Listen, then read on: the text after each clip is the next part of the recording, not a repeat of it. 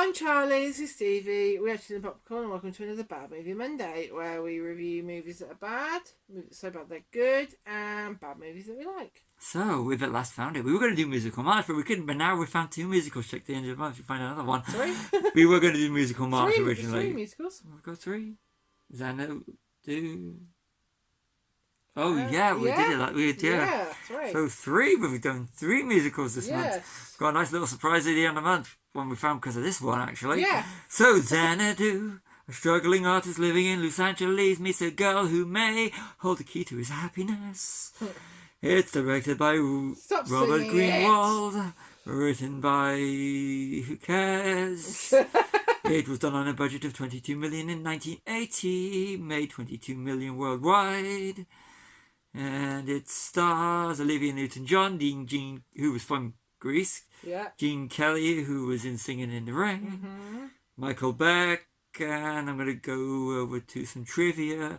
According to Olivia Newton-John, according to Olivia Newton-John, the script was written during filming.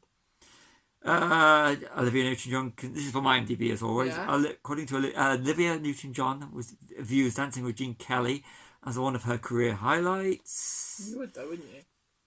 The soundtrack, okay. The soundtrack was an enormous success. The song Magic went to number 1 in the US pop singles chart. The soundtrack peaked at number 2 in the UK. And the single Xanadu was number 1 for 2 weeks in July of 1980. And Gene Kelly took part of Danny McGuire because the filming was a short drive from his home.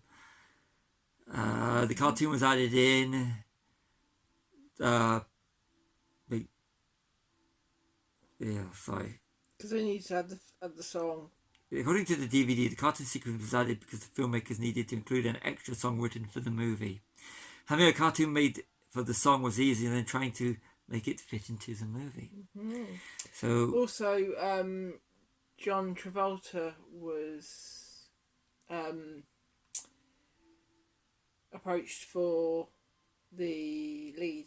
Yeah, it was, wasn't it? Yeah, he was, but he was filming something else. He was filming something else. It's a good thing because it would have just been another Grease, wouldn't it? Yeah, and you'd be comparing it to Grease and going, "Why aren't we watching this?" It could have been. This could have torpedoed careers a little bit faster because I know that both of them have they've had career highs and they've had careers like with Olivia Newton-John and John Travolta, but we're not here to talk about John Travolta. We're here to talk about that. It's Olivia Newton-John. Yes, and Xana-do, over to you. Boom. So the title is very 80s and it's got a lot of disco music. Very bad. I kept thinking, I mean, I'm not an ABBA fan, but a lot of it did sound like ABBA-esque. Yeah, you said. And it is ELO, it's ELO and Olivia Newton-John. Yeah, it is, yeah. It was released 2 years after Grease. Yeah. Grease is a superior movie. We'll never see it on Bad Movie Monday. Yes. It is. But like I kept thinking ABBA. I mean, ELO, I respect it. They're good, Jeff Lynne. But I just kept thinking very ABBA-esque. And we'll just say it now because we have a spoiler territory. Kira, Olivia Newton-John's character, is a muse. She is. So it explains everything anyway, which you find out well, you kind of later in the film. Guess something about it. But so it's a very there's a lot of screen wipes and they're very annoying. Yeah, it's very. If you've ever seen one of the trailers for Empire Strikes Back, one of the earlier ones, it actually they do the blocking onto the screens. Yeah. But they always seem to the wipes always seem to. There was like a twist or a. Yeah, but there's bits where the shuttering like Yeah. But they have that. That's they have the sound as well. That gets so annoying after a while. Annoying, they do it throughout, especially when there's towards the end there's a song and you actually have the 1980s synth sounds as it comes up. It gets very annoying very fast, and you could tell it was a paycheck movie for Gene Kelly. I mean, something like Singing in the Rain, then to go to that, I mean, what was he thinking? Okay, other than money, of course, money, Yeah, it's money, isn't it? Money. And like you said, it was near his house. Yeah. But it just feels at times, there's a bit at the start where he's sitting there and there's the whole thing going on, and you don't know where to look, and I was like, this it's like the reminiscing scene, yeah, and it's bad blocking. Yeah. So you're supposed to be looking at him, or you're supposed to be looking at the two scenes that faded together, which is, I thought it was very badly blocked. And the music is, I mean, don't get me wrong, 80s, we're talking, this is 80s, so you're looking late 70s with the music. there was a lot of good music. Yeah. Even, not like I said, not a fan of ABBA, but I respect them for the music. But some of this stuff just, like I said, no disrespect to the ELO. Again, great musicians in their own right. I mean, but this just feels like I just had that very ABBA, disco-y vibe that Days into a Pirate in the 80s, which you do get with a lot of films, but this one was just so terrible. Yeah. It was. Yep. It's very cheesy, isn't it? Very cheesy. And the bit where they introduce, I'm going to get on some of the stuff when you notice that now. Okay. Some of the bits when with the roller skating, it just reminds me of Wired for Sound, the Cliff Richards music video, which was filmed in Milton Keynes, which is near here, where we live. So it's kind of like every time I see those and the spandex they were wearing, especially the males, it just reminds me of the Wired for Sound music video. Yeah. But at least that has the decency to be filmed in Milton Keynes. This one just feels like a glamorized version of Hollywood in 1980s with the whole bright, sparkling, disco-y, ball-y.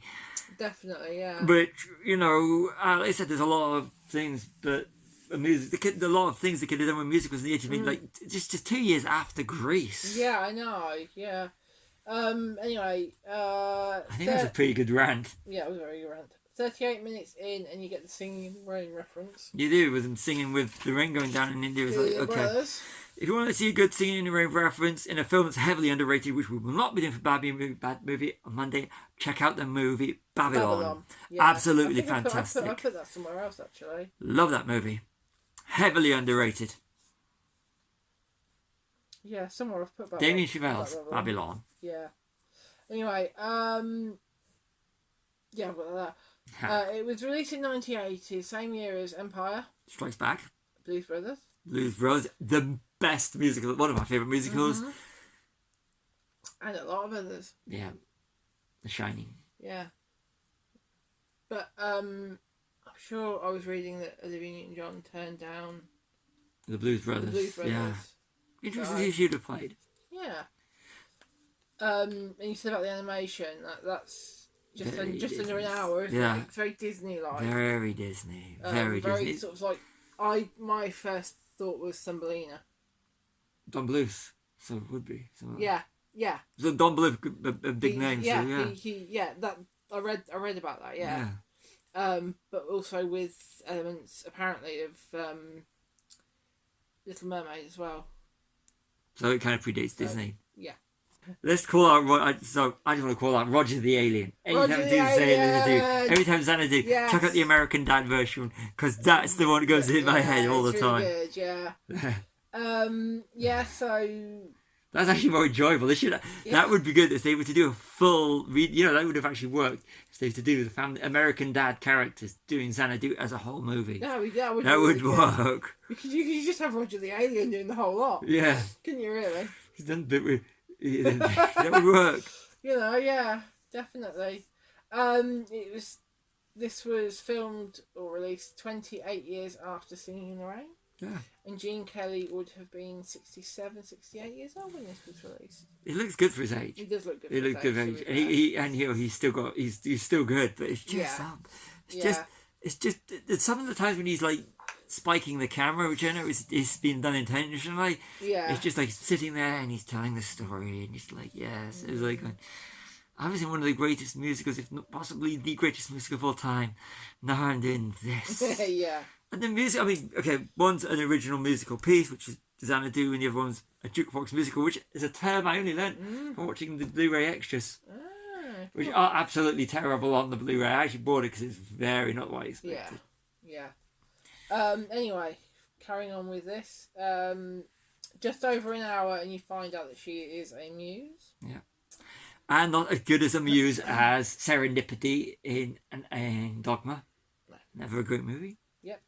It does follow the 3-act structure. It does completely follow the 3-act structure. Very. And the last thing. Sorry, Karen. No, it is very. It's so generic. Very generic love story. Yeah. It is. And the other thing I've got here is the ending appears to be a musical showcase for Olivia Newton-John, where she's doing lots of different genres. It does. It just feels like, it just really does. It's just a musical montage. Yeah. It's sort of like, where bit of country, bit of rock, bit of this, bit of that. just showcasing her many talents, which kind of like takes you out of the film and takes you out of the story, because it just does, the whole finale of the movie just comes across as just being a showcase for her, which the whole film actually is, but it's just so blatantly in your face. So you forget about everything else. It's about the opening of a bar and everything, where she's the muse that brings two people together. For rollers, and the ending, it just makes it just. There's a lot of it's the whole spandex and the old school things. It was very. But you can see why it's got a camp following now. Oh, definitely, you can see why it has. It did flop, but it's got a very specific cult following. Yeah. And we don't need to go into. but it's not like I'm not saying it's like kind of good. It's a good cult following because it's making it money, and I can see how it appeals to the audience, just as Blues Brothers appeals to real musician-y types, or This Is Spinal Tap. Yeah. That's all I've got. So. Yeah. So, the usual bad movie and so bad it's good, or... I'm going to go... Oh, this is a hard one. I'm going to say bad movie. Because it's not one that I like. But I don't think it's so right it's good. What about you? It's not a good movie, but It's a hard one because... Yeah, I'm going to stick with what I said. Okay, we're going to have to differ on this one. Yeah, it is a absolutely terrible movie. I will. I said bad movie. I said bad movie. I know, it is. It really is. But I look at things differently to you. You do, yes. I really do. I look at it at face value. You do, I can understand why it's a cult movie. Yeah, I mean, I can understand why. And I can appreciate it for its badness. and Okay, ask yourself, would you watch it again? Willingly watch it again. I'd watch it again. I'd get drunk and watch this movie. Okay, one of these is a really... No, would you watch it again sober, willingly? If someone said, "Oh, let's watch Xana-do," you say, "Yeah, okay." Because I'd be doing it to take the mickey out of it. Yes, I'd watch it again to take the mickey out of it, because it's one of these films that you kind of go back to, and just go. I just want to. It's one of these films that's not so bad. It's not bad enough for me to go, I never want to watch this again. But it's one of these films that you want to break down, and you could literally, I think you could mine it for stuff. If you're studying cinema, and you want to know, if you want to compare it to Singing with the Red Rain. Stop waffling, give us your I've answer. said it, so bad it's good. Okay, so that's good. Right, okay. So, sign off? Yeah. So, I've been Charlie, it's been Stevie, we are Chilling Popcorn, like and subscribe. I've watched the American Dad one where they take the mickey, where they actually parody it. It's really good. Yeah.